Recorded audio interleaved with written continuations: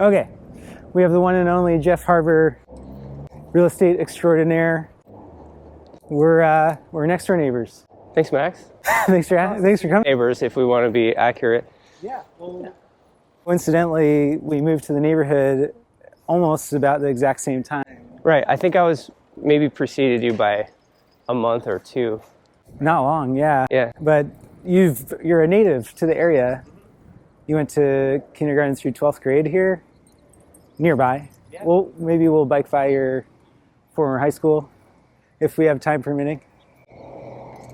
But I started this podcast type of show to illustrate some of the things about our neighborhood, just because it's cool and there's cool people.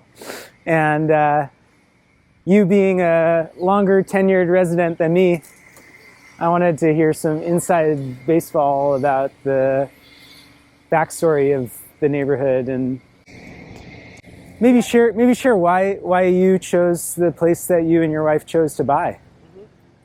So yeah, as you mentioned, I'm a realtor and grew up in the area. I was born in Burlingame, and we actually live nearby, like about 3/4 of a mile away from where you and I live now, for years. And doing what I do professionally, I'm always driving around, and I had tagged our specific pocket within like a 6-block region as just like a really cool block of homes because it's equidistant to downtown Burlingame and downtown San Mateo. It's very walkable to both. But then kind of like more than that,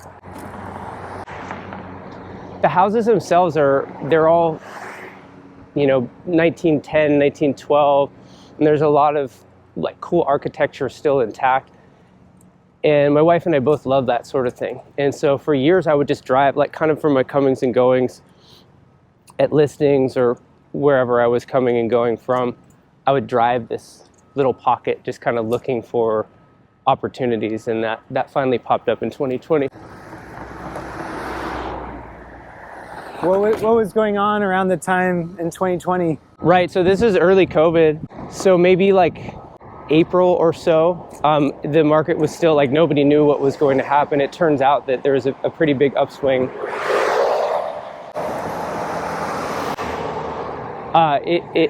Yeah. This is a perilous route. Yikes. Yeah, maybe we'll make it another block.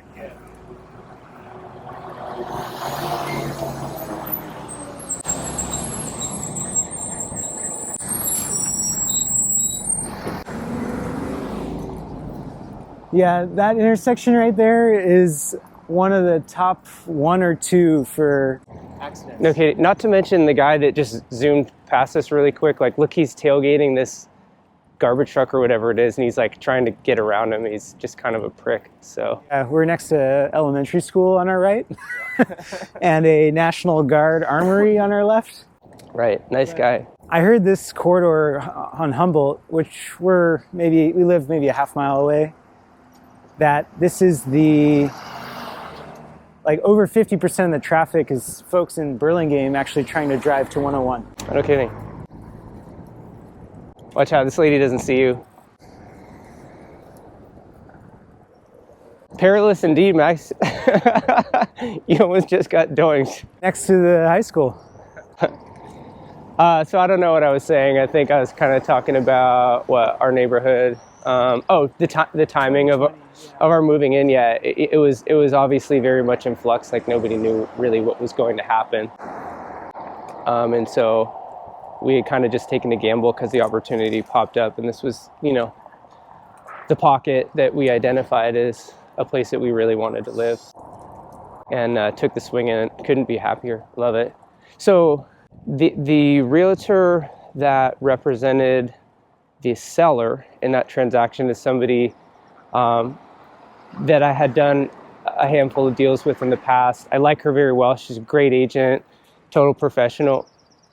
But the first time I saw the house, she was like, it felt like salesmanship. Oh, the neighbors are so amazing. For the record, she works that neighborhood a lot. She has a great presence there. But she was like, the neighbors here are like just unparalleled. They're amazing. Everybody's so cool. And I kind of looked at her like, you don't need to do the like salesy thing to me, you know? Yeah, like, you know, I know that game. Of course, she wasn't kidding. Like, you know, our particular block in there just is so cool. Every single person, like, especially in the little pocket that surrounds us on that block is awesome. So she was spot on with her assessment there. So yeah, love it. I'm curious to hear about growing up in the neighborhood. I mean, you didn't grow up exactly where we reside, but what's changed? I grew up in Burlingame. I mean, I think the same things that have changed everywhere in that amount of time, from like, you know, when we were kids in the 90s to now, which is like, I think my parents did the thing where they booted us out of the house in the morning and were like, you know, come back before it's dark. And you don't see necessarily a lot of kids playing around, right? So that has nothing to do with really anything as far as like I see that as change for the negative, but that's just what things are right now. Obviously, like what changed, man? I think that's talking about that totally has merit. Yeah, I mean it is a change. Cell phones and things of like things that are maybe more physical or tangible. Like Burlingame's always been on that bigger downtown Burlingame Avenue has always been a little bit bigger box, you know, Starbucks, etc. But I feel like that's cranked up a notch at this point, like Apple Store, etc. When I was growing up, Burlingame probably also was a little bit more blue collar as well. Yeah. Think like none of these are earth-shattering revelations. Like, you know, there's with the tech boom and everything in Silicon Valley, San Francisco is so nearby. Like, kind of everybody knows that a lot of that blue collar element is kind of starting to fade away in our little communities in both Burlingame and San Mateo alike. So that's a change. Do you think that the folks who are tech workers as opposed to physical laborers or service providers are parenting differently? No, if you're trying to kind of tie in my earlier comment, no, I think that my assessment as to why there are less kids kind of out on the street playing, this coming from a childless person who like probably would parent exactly how everybody else is parenting now. I think it's just, we just have more information, you know, and it's kind of in a way a fear-based response. It's like, it's the same guy. It is the same guy. It's the same guy.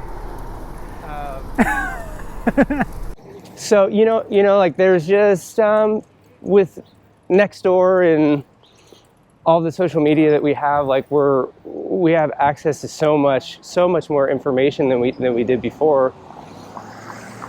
And I think there's fear on behalf of parents, and potentially appropriate fear. And I think maybe there was just a little bit more ignorance in previous generations, like when we were growing up. About what? Anything. Like, yeah, right. Imagine, like, you probably better than anyone know stats on, like, pedestrian safety, right? And they're not particularly rosy. We're just witnessing a guy driving super mega aggressively In circles around us, yeah, almost hitting us every time. Let's cut over here. We can go up onto this path. This bike is sweet. Right? So for any potential viewers, I'm riding Max's new acquisition. It's I don't know the brand, but it's like a 1970s cruiser. It's a sweet little cream puff of a ride. I love it. Well, this ride will be pretty flat, and we'll land at coffee, so all is good. One of the things that I saw recently on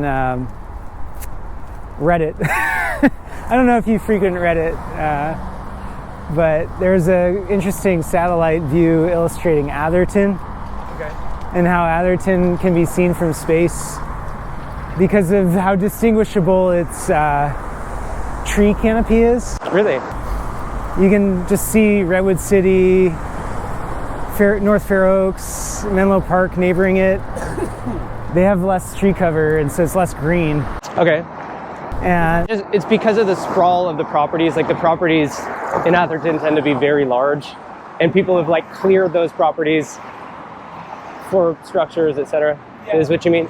yeah, there's the acronym FAR, floor area ratio, as you know. Yeah. But for audience who don't know, it's the ratio of your property that you can build structure on. And cities To the size of your parcel. Yeah, that's all to say. The reason I bring up this Reddit post is just how I was learning from, I don't know if it was the library or the County History Museum, how the area we're biking on right now and where we live, it was not tree covered at all. It was really wind swept plains, and so you really couldn't plant anything, because wind causes problems. Oh, let's turn left. Nice. We'll take a shortcut here. You know, I couldn't put a finger on the map, but if I had to guess, if you look at the weather around our area, our neighbor Mike is fond of saying how we sit at like the perfect temperature, or if you go further north, it's too windy and cold and foggy, like Millbrae or San Bruno. And if you go further south, it gets too hot. And I think it has to do with the wind coming off the Pacific coast and through the northern end of the Santa Cruz Mountains. So Sweeney Ridge Trail. And on the other side of it is a gap to the San Bruno Mountain. And so the wind just comes through and over the bay there. And I'm sure further south, where there used to be a lot more agriculture, like Sunnyvale and south, that the winds were less of an issue there. But I mention it just because I don't think there were this wasn't a tree-laden area for the longest time. It's all synthetic. Right. Interestingly, I do know, at least I had heard that Bloomfield Road in Burlingame, which is very nearby where we moved from, is so named because it was like a flower garden or whatever. Maybe like it was grown, the flowers were grown for selling. I think you call that like a flower farm is maybe a more accurate term. Burlingame is well known also for putting in eucalyptus trees, which are not indigenous. Shallow rooted and dangerous. Coming out over from Australia. Yeah. They burn up like, I don't know, gasoline, and have no use as lumber, because if you cut them, I guess they warp instantaneously. But they're very popular in Burlingame. Yeah, I'd be curious to know why they were originally planted. Maybe they grow quickly, and so it was maybe like a short-sighted effort to just like kind of get as many mature looking trees as quickly as possible. Yeah. Right. They're like the amount of debris that they produce is untenable. Yeah. No, well, they might have been planted along the Caltrain tracks to help provide noise insulation from both the train and also the El Camino Real car traffic. How low the tide is right now. I can't say I've seen it that low in a while. Yeah, it's good that it doesn't smell bad. I mean, it smells a little bad. But I don't know, we don't need to talk about way back in the old days versus now of like what growing up in Burlingame was like. But fast forward to today, one of the reasons that I now find where we're both residing so awesome is the walkability to downtowns of San Mateo and Burlingame. And how big of a factor was that when you were scoping it out? That was huge, right? I mean, not only like kind of where we go to eat and hang out, primarily between Burlingame and downtown San Mateo, like my office is right there as well. I've kind of always been that way. And past life, I played music, and I was always trying to get my rehearsal space as close to my house as possible. You know, yeah. Like I think for me, like there are probably more altruistic ways of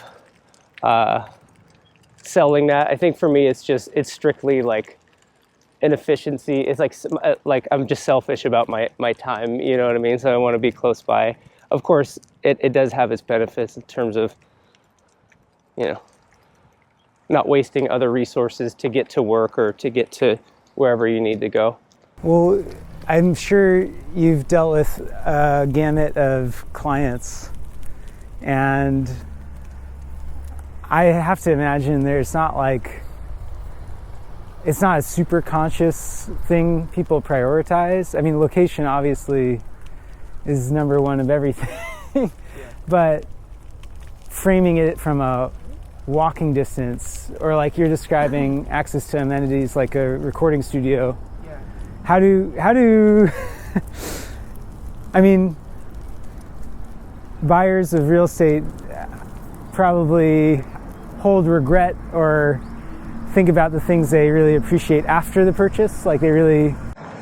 Yeah, well, so I guess that, first of all, I think I've been doing this for coming up on 20 years, and so that's been a huge shift, actually, in the amount of time that I've been doing this, is that, to take Burlingame as an example, Burlingame Hills and Easton Addition are they're two neighborhoods that are a little bit further from town. And those were like the end all be all. And while they're still really up there in terms of popularity and price point, other communities like ours that are closer to town have really caught up kind of in a disproportionate way. Because I think just in the past, like 12 or so years, there's been more of a push from younger families that want to be close to everything, walkable, et cetera. I'm sure that's always been the case to some degree, but I think that, you know, it's really been driven home. Do the comparable prices reflect that? Yeah, that's what I mean by disproportionately, right? So like the... per square foot pricing? Yeah, price per square foot is a really tough metric to go by because it doesn't account for so many other variables. But yeah, people are willing to put up with smaller. Those neighborhoods they've not fully caught up, nor do I believe that they ever will, because the homes are smaller in general, usually as you get closer to town versus kind of being further up in the hills. But they've made a further leap, or a bigger leap in value in that same amount of time, which I just think kind of exemplifies people's increasing desire to be walkable toward everything. I don't know if that was your original question. No, it is. I was like thermometer of what's going on with people's demand for that aspect of location when they're shopping for housing. Right. Oh, and I think you had mentioned regret. I mean, I think that's a large part of what I do too, is like I don't think of my job as a sales job at all. In fact, like most of what I do is trying to highlight negatives that people aren't seeing, because like I use the analogy of when I first started driving, you know, like everything came so fast at you. It was just information overload, and you're blowing through stop signs, and one of your parents, you know, is freaking out because, you know, you can't take it all in. You can't process it quickly enough. So I try to be sensitive to that,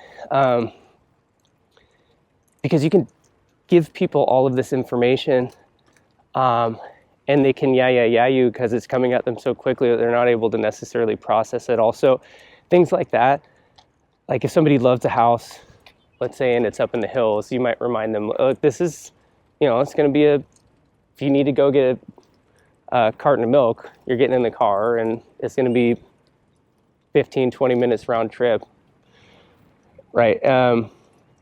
So to kind of highlight these types of things to people up front so that they're not remorseful after the fact, right? Yeah. Although these are such big purchases, the cost of real estate around here is very high, and so I think people tend to be an appropriate level of cautious and thoughtful about what they're purchasing.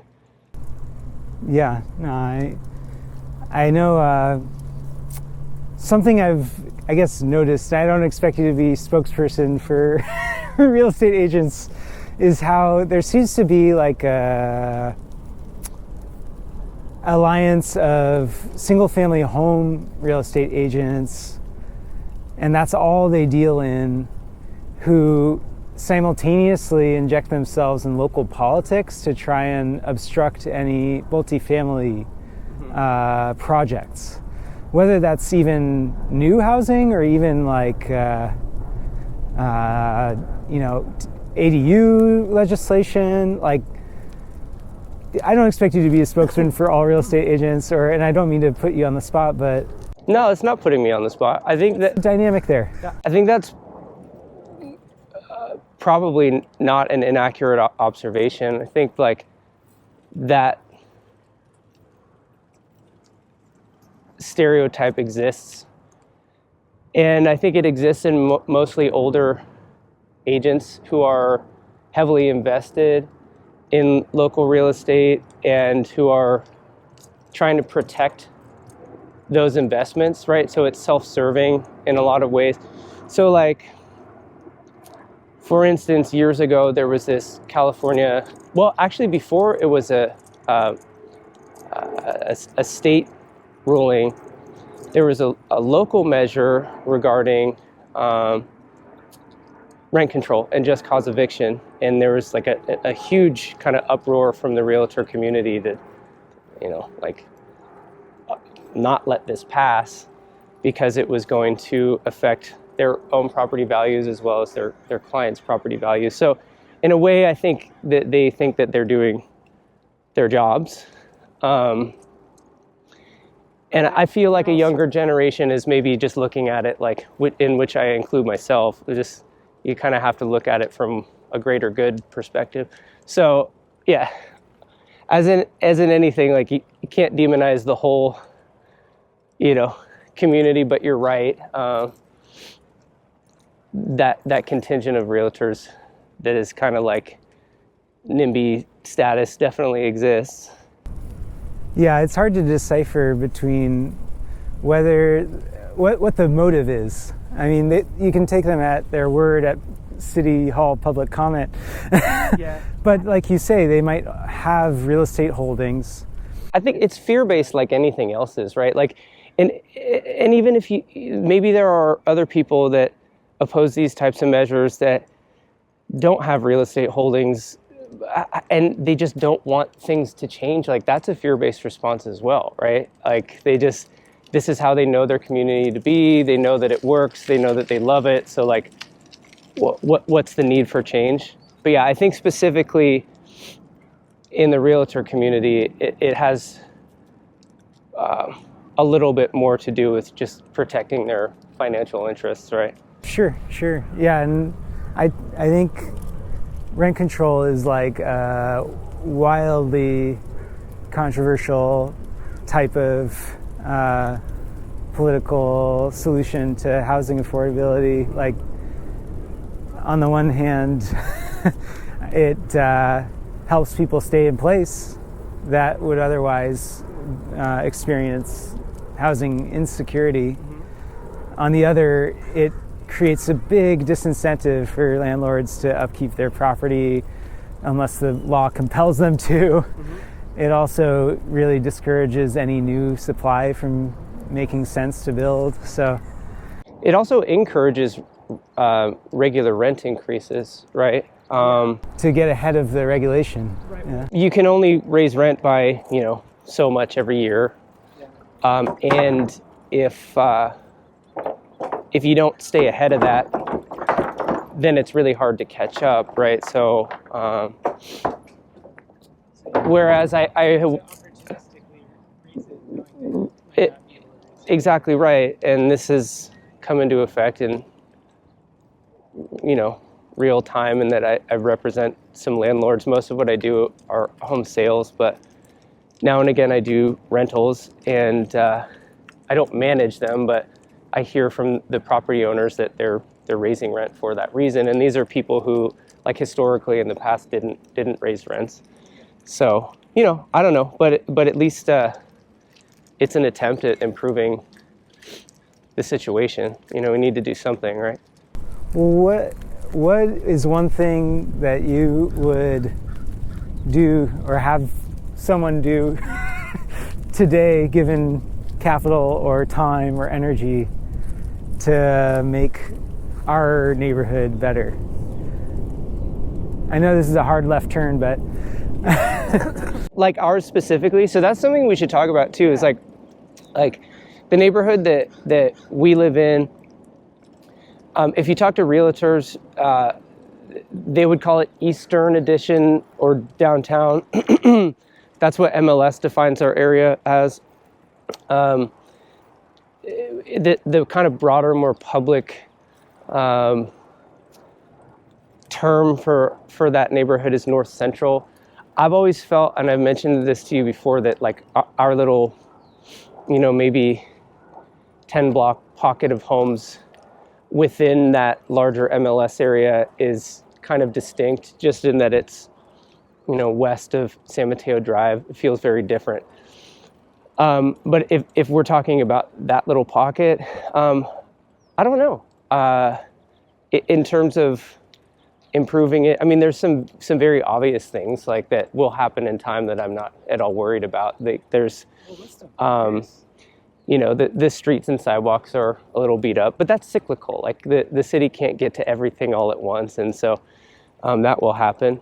I know that, like, and you're a champion of this, riding your bike everywhere all the time. There are some additional crosswalks and stop signs that should probably be put in for additional safety. Like, especially like internally in a neighborhood like that, there's really no reason to need to, blast through intersections. It's like you can stop at every intersection on your way to El Camino or the highway, because you're only ever going to need to stop at like 3 or 4 before you're out of that, right? So I don't think there's any good reason not to add a little bit more safety there, although currently I think it's even improved in like the 4 or so years that we've been there. So that's trending in the right direction. In terms of like increasing density, the thing with a lot of those homes in North Central is that they're not necessarily on very large lots. So while you do have the advantage of being close to town, and increasing density makes sense from that perspective, trying to cram, 3-4 units onto a 4,700 square foot lot may not always be super practical. But, we are seeing ADUs. One of our neighbors, I just saw his application come through for an ADU, which is sweet. I know there aren't a ton of those that currently exist in our immediate neighborhood, which could be cool to see. I'm all for that. Don't know if that answers your question adequately. It does. However, like, I think one thing that I think about when I'm trying to think of how our neighborhood could be better is, I'm like, I do this type of trip. Like, I go to downtown Burlingame, and there's this one intersection that blows. And I'm like, I've crossed it with you several times, and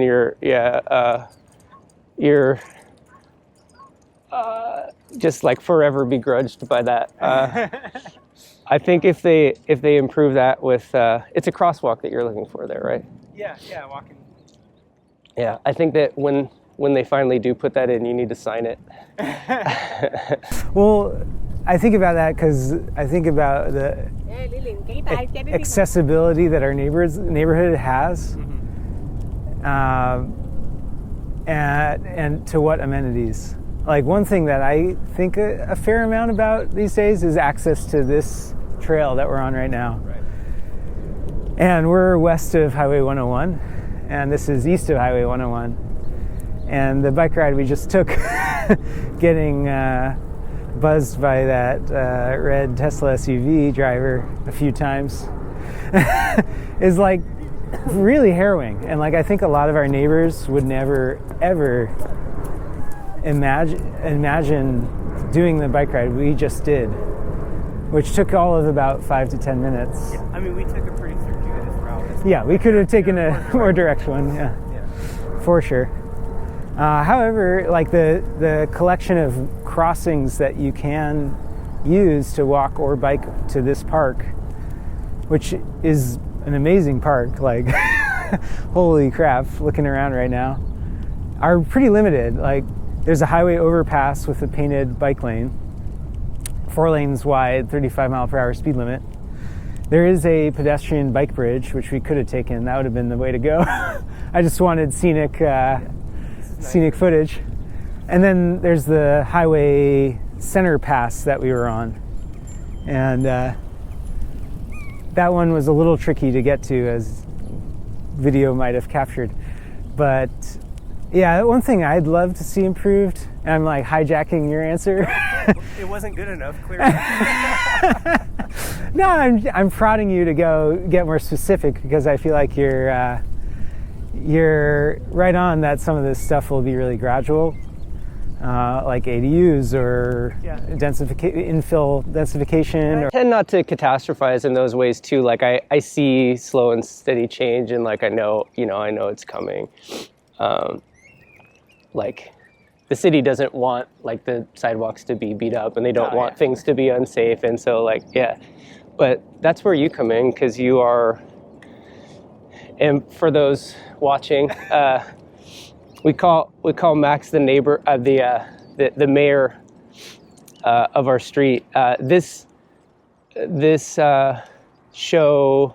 Are you calling this a podcast? Show podcast. Okay. Yeah. Is very aptly named because Max has this amazing ability to just like meet people.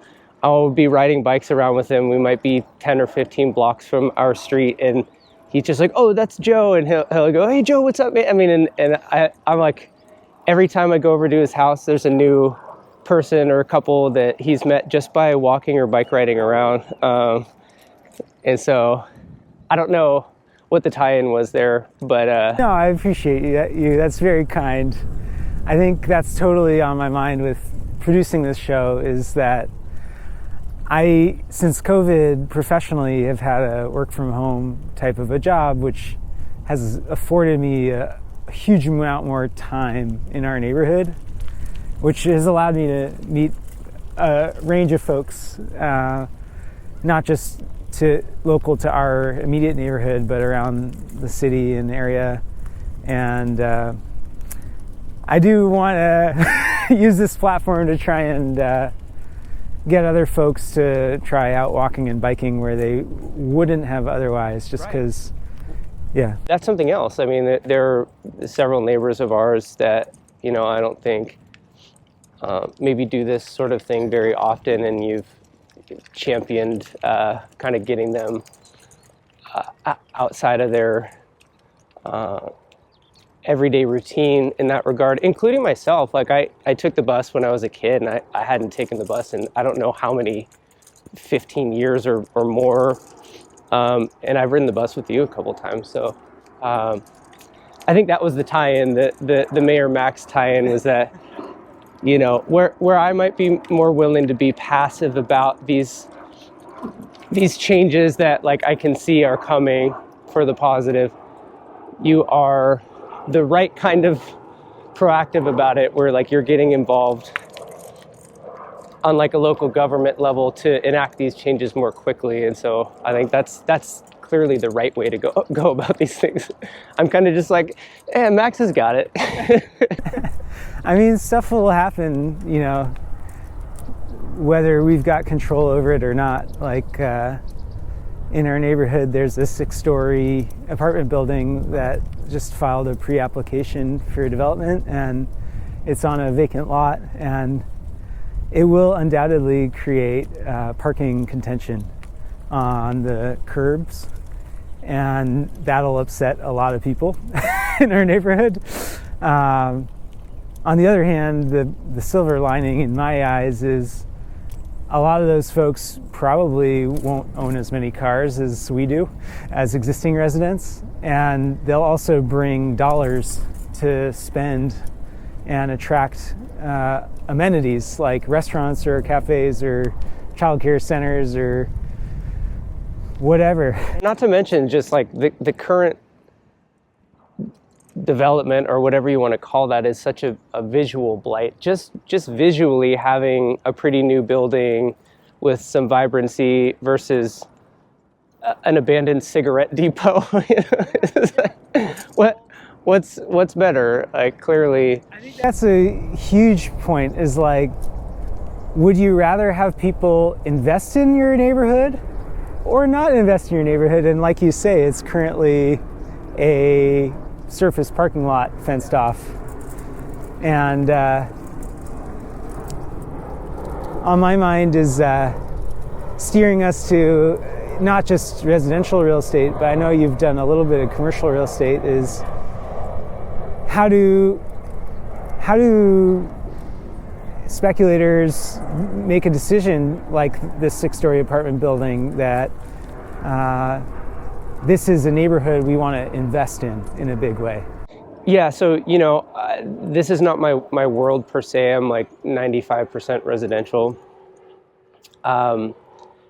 But I think that it's pretty clear that highest and best use for that parcel is not, you know, like a liquor store and a cigarette depot, right? So what they're looking at is something called cap rate, which is basically a simple calculation of figuring out, well, what is my potential income from building this property, and what's the capital expense? What's the like purchase price plus like the improvement costs? And without belaboring exactly how it's done, this gives you a percentage which you can stack up against other investments. If you were invested in the stock market and, you know, you got a 7% return 1 year, right? Like, this cap rate gives you a percentage. And so what they're looking at in this instance is like rental values, right? Like rental prices. We're gonna have so many 2 bedrooms. We're gonna have, you know, so many 1 bedrooms and studios. A certain percent of those need to be below market rate per statute. And so that's what they're looking at. They're just looking at cap rate. Is maybe more direct to your point, like why here versus anywhere else? Yeah. And why now too? That the why now is a good question. Potentially the property was just never available. I was never aware of it being like available on the market, you know? We can walk it. I lost our trail. Yeah, I mean, that there was a sign up that had the broker there was a for lease sign up for a long time. For lease, okay. Yeah. Unclear what the deal is for the property ownership piece for this apartment building. Dude, I love this bike. Very early on in the ride, you know, I hit whatever it was, like the railroad track, and it felt like the back was shimmying around. I've hit worse bumps since, and I'm not getting that wobble. Feels great. Yeah, I still need to do some surgery on it. It's not quite there. What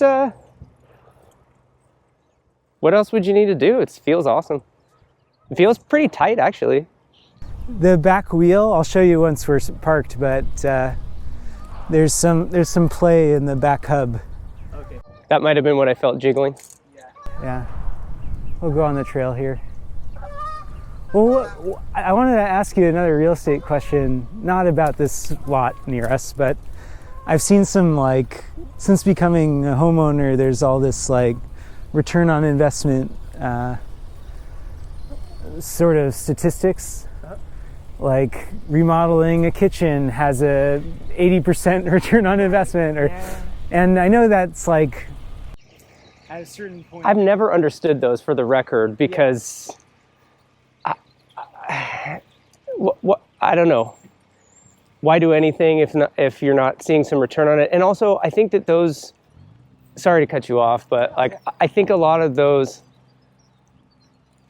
numbers, I mean, maybe they're national statistics where like the cost of building might be a little bit less in Arkansas, but the value of the property is so much less. So like the proportional cost of remodeling the kitchen relative to the value would be a lot higher, right? So that's one thing. But then also like my world is a little bit skewed in that way because this is a lot of what I do. Dad and brother are contractors. Like, you know, I try to do some work myself there. A lot of what I do is prepping homes for market. And so I've like spent years and years finding these subcontractors that are like very talented and also very reasonable. I'm probably getting reasonable prices because, you know, I'm using them very often. And so a lot of what I do is have my clients invest money in their homes where they're like, I wouldn't have them do it unless they're going to see a return. And a lot of times it's like, they're like 2x projects, you know? So when I see these stats of like remodeling your kitchen gets an 80% return, like that doesn't necessarily track for me. Yeah. So sorry, I might have preempted your question or steered it in a totally different direction. But No, that's 100% it. The thing on my mind is there's things you can do inside to the home and to like critical things like foundation and structure, and there are aesthetics like retiling something or what have you. But one of the things that I was curious about your take on for this show about meeting neighbors is the curb and the public space, and what are high ROI things you can do to a block that people might not be thinking about when they're focused on the insides of their house? Right. Well, I guess it's a little more difficult than it would appear because you can't necessarily go around like improving your neighbor's properties, right? You can, if you get to know them really well. I have done this, so you have to handle it with kid gloves. But like I've had listings that are next door to really like distressed looking properties, and they might just be older people that can't afford to paint their houses, but the view from the front of my listing, I mean, it might look a little bit bad, and I'm already getting the landscaper over there and I'm already getting the painter over there. So I've knocked on doors and said like, hey, I don't want to offend you, but if we paid to have this kind of cleaned up, painted, are you amenable to that? And so far I've only had to do that a few times. But it's worked out. So improving someone else's property out of pocket has been profitable. Yes, presumably. Both of those listings, you know, those are both painting and mowing the lawn are very, very low cost, generally low cost, high return projects. And so in those circumstances, we did well on the sale of the adjacent property. So. But I guess more directly, you know, just to your own property. I mean, that's what we're talking about. I mean, here, maybe this is the answer you're looking for. It's like, if you get your very local community, your street involved, you know, and if everybody wants to bring up their property value, I guess you could talk about doing things like adding, those little mini libraries, benches, things that make it inviting to the neighborhood, make your street inviting to the neighborhood. And people see that, if only subconsciously, as they're driving down a street, like, oh, this is a really welcoming, like communal area, right? So I think that's one thing. I mean, then there are the obvious things for your own property, like there's just like general maintenance tips, color, etc. Landscaping, gardening. Landscaping, gardening, those types of things. Yeah, no, it's on my mind just because there's what's on your property, and then there's your neighborhood as you walk it or drive it or bike it or see it. And earlier I was bringing up Atherton, the ultra wealthy neighborhood that you can see from space because they have so much more tree canopy. And they have more tree canopy. For some reason I thought you were saying that they have less, which didn't really track. So loud back there. Yeah. No, they've got a lot more trees, and this is one of the, I think, super reasonable concerns that neighbors bring up about density, is that a lot of dense construction is truthfully tearing down greenery and increasing the floor area ratio on lots and not counterbalancing it effectively with more greenery. And so there is some element of the ecology or the landscaping that's lost with Right. On the other hand, when we look at the 6-story apartment building we were just talking about, it is a surface parking lot. Right. There is no greenery. So there's some suspicions I think people should hold on to about whether objections to things like apartment buildings are really grounded in aesthetics or not. But no, one thing I've thought deeply about, and I haven't shared this at all with neighbors of ours, is how cool it would be. We're actually in a sort of black hole of accessibility to public parks like this one. The closest park is maybe 3/4 of a mile. So that's a Like Washington, or there's Park or King Center Park or Central Park in downtown San Mateo is at least 20 minutes. parks within Burlingame and San Mateo Park that are like, I don't know if those would qualify. There may be like 5,000 square foot little parcel with some grass and a bench. But yeah, anything like useful is at least half mile, 3/4 a mile away. Something I'm interested in doing, if you're interested in joining me, is figuring out how to make a pocket park like on the smaller side of things that you're describing. I'd love to do that. You know what we need to do is, and I could spearhead this, because I think land is so valuable that I don't think we're going to Go in on buying a single family home lot and tearing it down. find an owner of one of those parcels like that's privately owned to like donate the parcel for that purpose. But I could run a search for city parcels, city owned land. I can't think of any off the top of my head that are very nearby us, but one would think that there's something. And then that's where you come in with your tenacity. Asking. You just got to ask. They can't say yes if you don't ask. But I think that would be a cool thing. Yeah. Yeah. Well, let's huddle, have a beer or espresso and pull out our laptop. Pick our least favorite neighbor. You know what eminent domain is? Yeah. So it's like a government taking of a property. So we'll just find our least favorite neighbor and we'll convince them that like we really need a pocket park, and then we'll just Buy them out. yeah. That's not very neighborly.